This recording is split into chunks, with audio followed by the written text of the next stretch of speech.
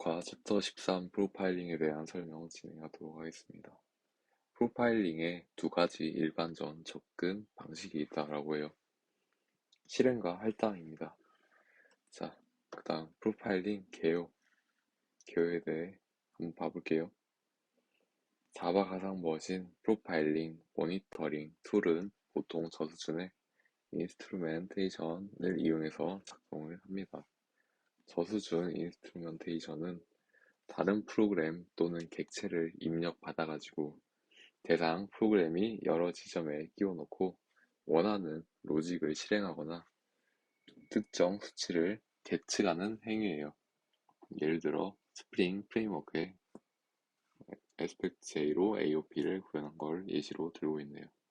자, 모니터링 경고 시스템 프로파일러를 명확히 구분해야 된다라고 합니다. 모니터링은 주로 시스템과 그 현재 상태를 살피는 거예요.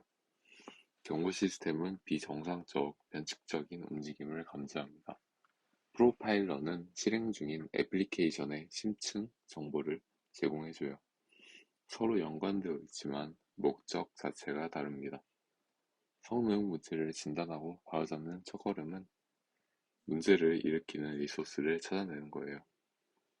CPU 사이클 제약이 없는 애플리케이션을 상대로 프로파일링을 분석하면 프로파일러의 출력 결과에 현혹되어 그릇된 결론을 내리기 쉽다고 합니다. 툴은 늘 어떤 수치를 내주지만 그 수치가 해결해야 할 문제와 연관성을 확실히 알려주지 않습니다. 문제와 연관성을 찾아내는 건 개발자의 몫이죠.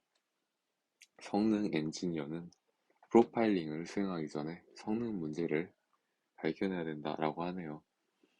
성능 문제의 원인이 애플리케이션 코드라는 사실을 입증해야 됩니다. 애플리케이션이 유저 모드에서 100% 육박하는 CPU 사용률을 보이는 경우 그러니까 유저 모드면 커널 모드에 접근하지 않은 채 유저 모드에서만 CPU의 자원들을 모두 사용하는 경우를 말하겠죠. 그 다음은 기준이 맞지 않으면 다른 곳에서 문제의 근원을 찾아야 된다. 이게 이렇게 프로파일링, 그러니까 이 CPU 이런 걸 봐서 여기에 문제가 아니라면 뭐 지시의 문제라든가 다른 곳에서 원인을 찾아야 된다라고 말하고 있습니다. 자, 다음 샘플링과 세이프 포인트 편향이라고 하네요.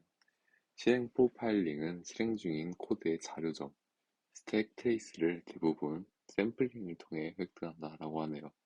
측정하는 행위 자체도 공짜는 아니지만 데이터 수집 비용을 조금이라도 줄이고자 메서드 입출구에는 보통 추적을 하지 않는다고 해요. 대신 스레드 실행 스크린샷을 찍는데 비교적 낮은 빈도로 찍으면 오버헤드가 당연히 크지 않겠죠.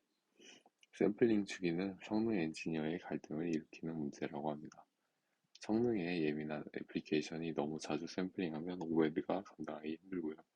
너무 뜸하게 샘플링하면 중요한 장면을 놓칠 가능성이 커서 기껏 샘플링을 해도 애플리케이션의 실제 성능을 제대로 반영하지 못하게 됩니다. 샘플링은 문제점이 데이터에 가려지게 만들 비밀을 제공할 뿐만 아니라 대부분의 샘플링이 세이프 포인트에서만 일어나는 것도 문제가 된다고 하네요.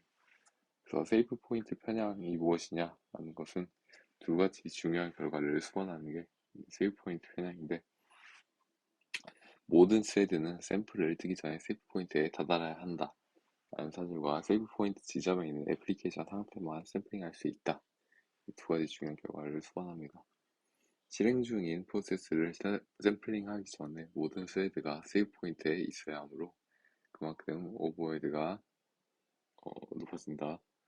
그리고 세이브 포인트 지점에 있는 애플리케이션 상태만 샘플링하기 때문에 표본점 분포가 왜곡될 소지가 있습니다. 아무래도 세이브 포인트 상태에 이르기 위해서는 모든 스레드가 세이브 포인트에 있으려면 한 가지만 세이브 포인트에 되어 있지 않아도 다른 스레드들이 전부 기다려야 되므로 오버헤드가 존재하겠죠. 실행 프로파일러는 대부분 하스파 C++ API에 있는 get, call, trace 함수를 이용해 애플리케이션 스레드의 스택 샘플을 수집합니다. 일반적으로 에이전트 내부에는 샘플을 채취한 다음 데이터를 로깅하거나 다른 하류 처리를 수행하는 일로 설계를 해요. 하지만 함수가 적자는 오버헤드를 일으킨다라고 합니다. 애플리케이션 활성 스레드가 N개일 때 스택 샘플을 수집하려면 결국 가상 머신이 세이브 포인트를 N번 해야 되기 때문이에요. 세이브 포인팅에 너무 많은 시간을 소비하면 애플리케이션 성능은 나빠지고 부정확한 데이터의 튜닝 에너지를 낭비하게 될지도 모릅니다. 세이브 포인팅 편향이 일으키는 문제는 카운티드 루프로도 설명할 수 있는데요. 비교식의 비교값이 클수록 JIT 컴파일러는 자바 코드를 루프 처음으로 되돌리는 백브랜치를 포함해서 즉시 동등한 컴파일드 코드로 옮길 것이에요. JIT 컴파일러는 루프백 끝부분에 있는 세이브 포인트 체크를 삽입하므로 루프가 커질수록 한 번 루프를 반복할 때마다 세이브 포인트를 할 기회가 주어지게 됩니다. 반대로 비교값이 충분히 작은 경우, 이런 경우는 그런 일이란 루프 끝에 세이브 포인트를 삽입하는 그런 일이 일어나지 않고 대신 JIT 컴파일러가 루프를 펼칩니다. 즉, 충분히 작은 카운팅 루프를 시행하는 스레드는 루프가 완료될 때까지 세이브 포인트를 하지 않게 돼요.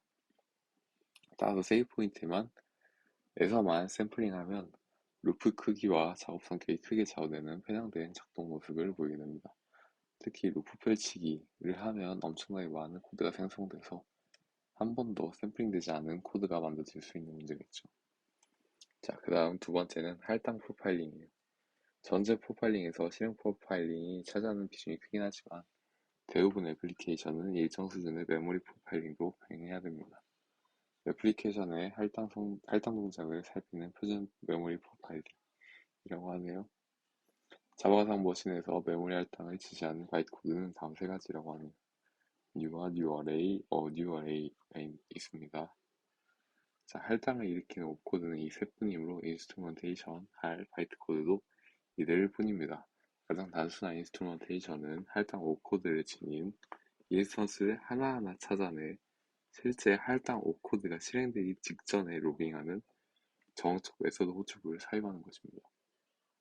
바이트 코드 수준의 기법이지만 단위 테스트, 회귀 테스트를 할 때나 바뀐 코드를 적용해도 메모리가 추가 할당되는 일이 없다는 사실을 검증하는 용도로 유용합니다.